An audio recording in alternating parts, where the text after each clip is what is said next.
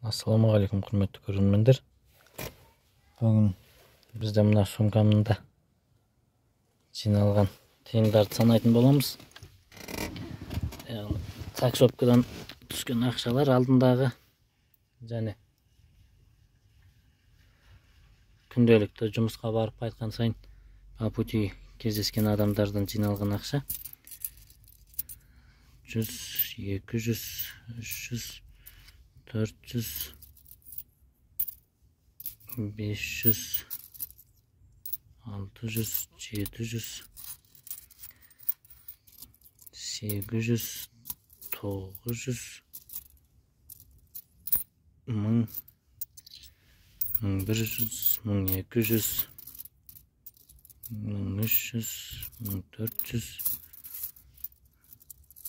1500, 1600, 600, 1700, 1800, 1900, 2000. 2000 болды. 2100 50 теңге. Басқа 50 теңге жоқ, қалғандар жоқ теңгелер қалды. 50 2100 болды ма?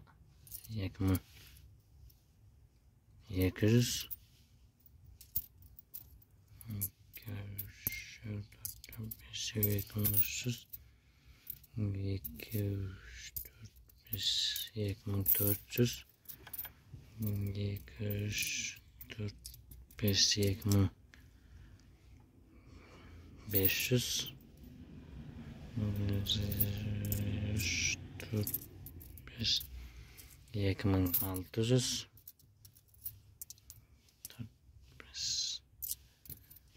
2800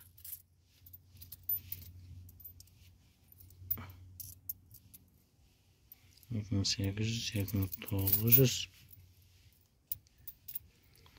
50 60 70 80 90 100 3035 теңге.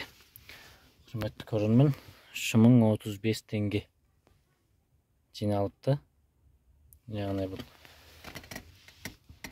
2 аптада жиналған.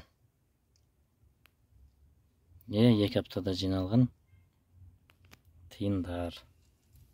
2 апта болғанда 1 аптада 5 күн жұмыс. Мен каждый пятница күні ауылға шығам. Яғни ол кезде маған ешқандай тиын түспейді. Аптаның 4 күнінде түседі. Сонда 8 күн ішінде 3035 теңге табыс таптық. Және мына жерде бір, бірақ оны санамай, мынандай сдачаларға беретін тиындар.